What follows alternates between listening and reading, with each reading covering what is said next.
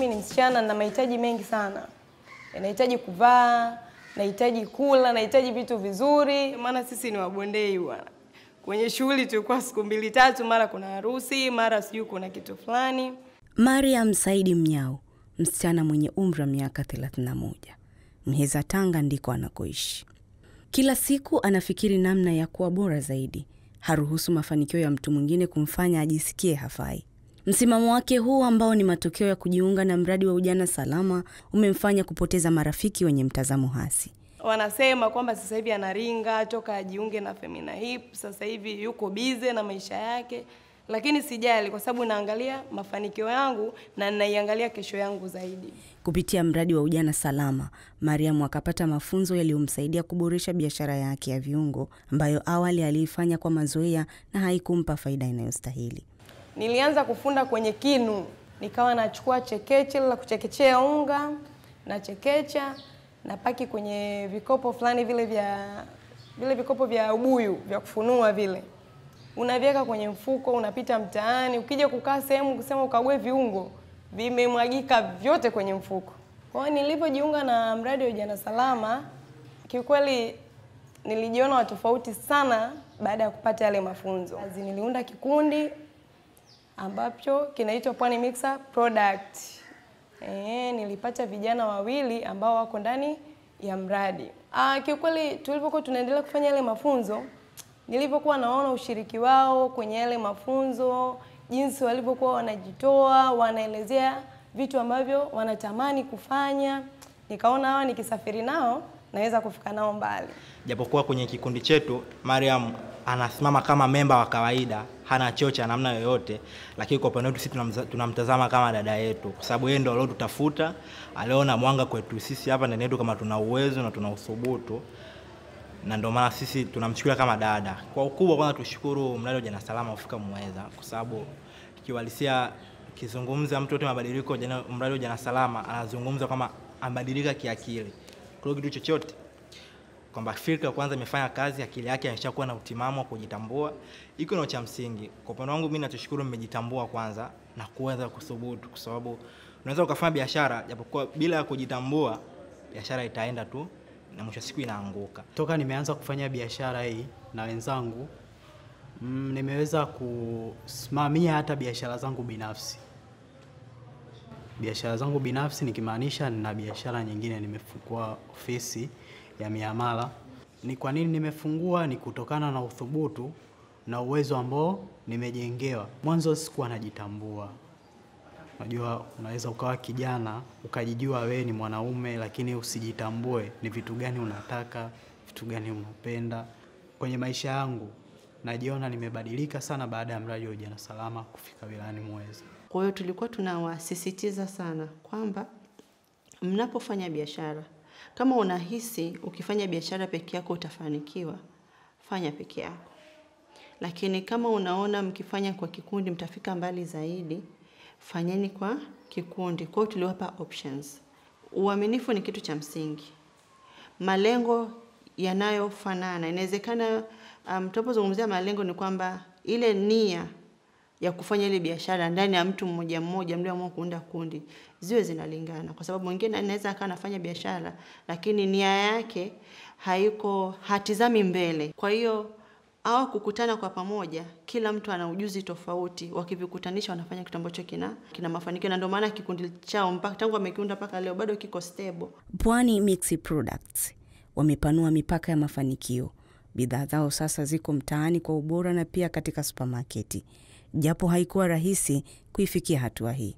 Nakumbuka kuna siku hivi nimepaki viungo vyangu, nilipeleka supermarket pale, wakavichukua wakasema wanajaribu, wakachukua, nakumbuka walichukua viungo 10. Kuchukua wakakaa navyo pale, kuna mama akawa ananunua vile viungo supermarket. Kuna siku nikasema ngoja nitoke mwenyewe niingie mitaani. Naingia mitaani nikamkuta yule mama, nikapiga hodi, nikajielezea viungo vyangu vina mchanganyiko wa iliki, mdarasini, karafuu, tangawizi, pilipili manga, ni vizuri, unaweza ukatumia kwa maji ya moto, unaweza kuchemsha jikoni. Sasa vile nilipokuwa najielezea, mama akasema hapana. Mimi viungo vyangu huwa nanunua supermarket. Siwaamini watu wa mitaani. Lakini ghafla akatoka mfanyakazi wake. Akasema, lakini mama, mbona kama hivi viungo ni vile ambavyo umekuja navyo? Akamwambia sidhani, hebu nenda kalete kikopo. Kuleta kikopo ni viungo vyangu ambavyo natumia ambavyo na viuza. Nilikuwa siamini kwenye jamii. Mtu anaona hapana, Mariam anaweza akafanya hichi kitu. Lakini kwa sasa hivi napokea simu, Mariam nataka viungo, niko sehemu fulani, mwingine hata simjui. Nyie ni Pwani Mix Product, ndio nataka viungo sehemu fulani nipo, basi tunampelekea. Kwa kitu ambacho tunajivunia ni kwamba hawaishii kugangania kile ambacho sisi tumewapa. Wanaangalia na wapi kwingine kuna opportunity ya kujiendeleza zaidi, ambao iliwasaidia wao kuvuka na iliwasaidia wao kuona kwamba kile kikundi chao wanaweza kukiimarisha kwa kiasi gani. Mwenye brandi ni Mariam, lakini katibu ni fulani, mweka hazina ni fulani, ili kuhakikisha tu kwamba wanakuwa na ile internal control ya kikundi chao. Lakini kwa Mariam, mafanikio ya biashara yake hayakufunga pazia la yeye kutazama changamoto za kijamii. Aligundua kuwa nguvu ya mabadiliko haiko tu kwenye pesa pekee, bali pia kwenye elimu na ushawishi wa kijamii. Akiwa mmoja wa machampioni wa ujana salama, Mariam anatumia nguvu ya sanaa ya maigizo kuwasilisha ujumbe wa kupinga ukatili wa kijinsia. Anauvaa wasifu wa binti yatima anayeishi kwa mjomba wake ambaye anamtendea unyama kwa kumwingilia kingono kwa nguvu. Baada ya tukio hilo la kikatili, vitisho vya mjomba vinamfanya binti kuishi na maumivu na hofu kubwa, kwa kuwa hata mke wa mjomba si wa kumtegemea. Mjomba anajifanya mwenye huruma siku chache baadaye, lakini ni huruma ya bandia. Mkewe anaonekana kushuku, lakini haelewi kinachoendelea nyuma ya pazia. Siku moja familia inapokea wageni. Ni washenga waliokuja kuleta posa kwa ajili ya binti. Lakini badala ya furaha, mjomba anawafokea na kuwafukuza kwa hasira, jambo linalozua maswali. Hali inazidi kuwa ngumu. Binti anabainika kuwa ni mjamzito. Mke wa mjomba akiwa na hasira anaanza kumdadisi kwa vitisho. Wakati huo mjomba naye anajitokeza na kuungana na mkewe kumshambulia binti. Lakini binti anajikusanya kwa ujasiri na kumwaga mtama mbele ya kuku wengi. Mjomba hana tena pa kujificha. Ukweli umemvua nguo mchana kweupe.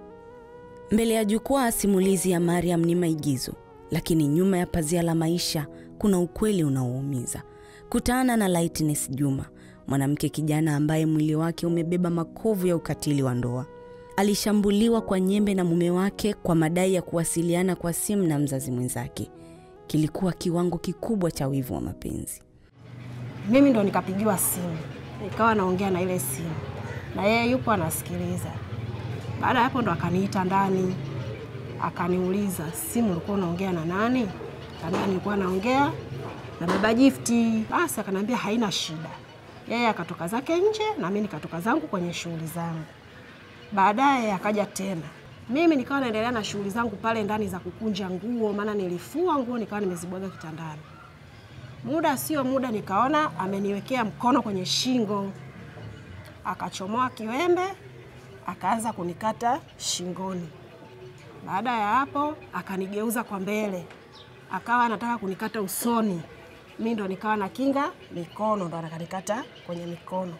Baada ya hapo akanisukuma, yeye akakifungua mlango akakimbia. Ni katika hatua hiyo Julius Mlowe, askari wa mamlaka ya mji mdogo wa Muhiza na mmoja wa machampioni wa kupinga ukatili wa kijinsia kupitia mradi wa ujana salama wa shirika la Femina Help, alisimama imara. Nikamuita yule mdada, nikazungumza naye. Baada ya hapo nilimshauri aweze kwenda kwa kituo cha polisi kwenye dawati la jinsia, aweze kufungua kesi ili tuweze kufanya utaratibu wa kuweza kumkamata na kufikisha kituoni ili mradi yule dada aweze kupata haki yake. Mtu huyu kweli tulifanikiwa kumkamata, na miongoni ambao nilimkamata ilikuwa ni mimi mwenyewe kwa sababu ni askari wa mji mdogo hapa Muheza. Tukampeleka kituoni. Baada ya hapo niliamua kusimama bega kwa bega mpaka nihakikishe yule dada anapata haki yake. Kwa hiyo kesi ile ilienda mahakamani. Yule bwana alifungwa kifungo cha miezi 5 Maweni. Wanachodai kule mahakamani wanasema kwamba maelezo yangu mimi yaloandikwa kwenye ile karatasi ni kwamba anasema ni majeraha ya kawaida. Daktari kaandika majeraha ya kawaida. Na ndio maana hata hukumu yake yule bwana ilikuwa ni ndogo kutokana na maelezo ya daktari. Na hiyo 300,000 mahakamani walosema mimi ndo fidia yangu. Kweli ndio inaweza ikapoza majeraha nilokuwa nayo. Ingawa kifungo hicho kililalamikiwa kuwa cha muda mfupi na fidia ndogo vikilinganishwa na makali ya maumivu aliyopitia Lightness, lakini ilikuwa hatua muhimu, ishara kwamba ukimya unapovunjwa, haki inaweza kupatikana kwa wakati. Kwa mwaka huu peke yake tumeripoti kesi zaidi ya 40. Asilimia 40 kati ya hizo zimeweza kufika mahakamani. Manake imetupa picha kuona kwamba angalau sasa jamii imeanza kuwa na muamko. Manake mpaka kesi inafika mahakamani, manake ushahidi umekamilika, upelelezi umekamilika. Ndio maana kesi imefikishwa wapi? Mahakamani. Na mahakimu wako tayari kusimamia zile kesi kuhakikisha kwamba haki imetendeka na huyu manusura amepata haki yake. Kwa hiyo naweza nikasema ushirikiano uliopo ndio umechangia kwa kiasi kikubwa kuhakikisha kwamba sasa kila kesi inayoripotiwa inafuata ngazi husika na inahukumiwa kadiri ya sheria inavyozungumza. Katika sura mbalimbali za ukatili wa kijinsia, kuna aina moja isiyosemwa sana kwa kuwa imejificha kwenye mfumo wa maisha ya kijamii. Ni pale msichana au mwanamke anapozaa bila mpango, si kwa sababu alitaka, bali kwa sababu hakuwa na taarifa wala uamuzi juu ya mwili wake. Katika jamii nyingi, kutokupewa elimu ya uzazi wa mpango ni aina fulani ya ukatili wa kimfumo wenye athari za muda mrefu kwenye maisha ya familia. Kupitia ujana salama, vijana nje ya shule wamepewa nafasi ya kujifunza na kuwa machampioni wa mabadiliko. Halima Sufiani ni mmoja wao.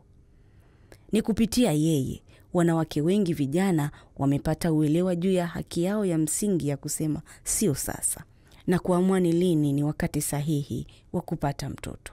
Mimi elimu ya uzazi wa mpango imenisaidia kwa asilimia kubwa.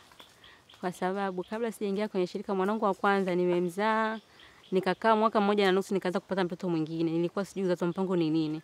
Nilikuwa naishi tu ili mradi kusogeza siku. Nikazaa mtoto mwingine, huyo nilikuwa na 1.5 huku nina mimba. Huku nalea, huku nina tumbo. Baada ya hapo nikapata elimu. Mwanangu wa kwanza ana miaka 2 huku shajifungua. Wakasa wamepishana mwezi 1.5 miezi 2. Sasa hivi mwanangu ambaye ni wa 3 mpaka sasa hivi ana miaka 4, nimeweza kupata elimu ya uzazi wa mpango, nimeelewa njia gani ni salama kutokana na uzazi elimu niliyoipata na njia gani sio salama. Mpaka sasa hivi mwanangu ana miaka 4, sijaweza kupata mtoto mwingine kutokana na natumia uzazi wa mpango na nimeuelewa. Katika elimu niliyoipata kupitia shirika la Femina Hipu, nimeweza kuwasaidia wanawake wenzangu kuwaita. Kuna wengine walikuwa hawajui uzazi wa mpango ni nini. Mtu anazaa, anakwambia sinazaa mtoto wangu mimi mwenyewe. Ukiangalia maisha yanakuwa tofauti. Kwa mtoto wangu wa kwanza nimemzaa nikiwa na umri wa miaka 18. Na mpaka sasa hivi na mtoto wangu wa 5 na umri wa miaka 33 na kwenda 34. Halima alikuwa ananihurumia sana kutokana na mtoto wangu jinsi nilivyozaa kimfululizo bila kuwatenganisha. Halima akaja kuja kunipa elimu mara ya kwanza, nikasijamuelewa. Akawa naye hakuchoka. Akawa anakuja. Tena siku alikuja hali ya kuwa nikiwa na mume wangu. Akaja kuja kunipa darasa, ndio mume wangu darasa likamuingia na mimi pia likaniingia. Kwa sasa hivi mtoto wangu wa mwisho ana miaka 2.5. Kwa sasa hivi kuzaa nimestop.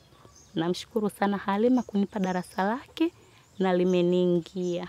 Katika safari ya ujana salama, tumeshuhudia nguvu ya vijana, si tu katika kujenga biashara kama Mariam na wenzake wa Pwani Mix Products, bali pia katika kupaza sauti dhidi ya ukatili wa kijinsia, kwa kuwa mafanikio ya kiuchumi hayana maana ikiwa jamii inaendelea kulia kwa sababu ya majeraha ya ukatili.